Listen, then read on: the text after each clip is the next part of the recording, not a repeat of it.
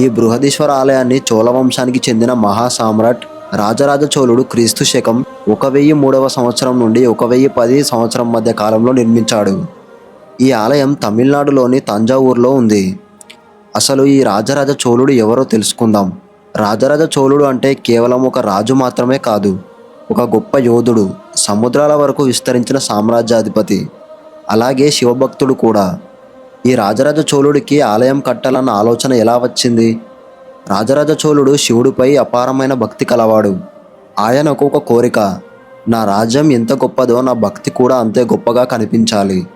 అందుకే అప్పటి వరకు ఉన్న అన్ని ఆలయాల కంటే ఎత్తుగా, బలంగా, శాశ్వతంగా ఉండే శివాలయం నిర్మించాలి అని అనుకున్నాడు. చోళుడు తన జీవితంలో పొందిన విజయాలన్నిటినీ శివుడికి అంకితం చేయాలి అని అనుకున్నాడు.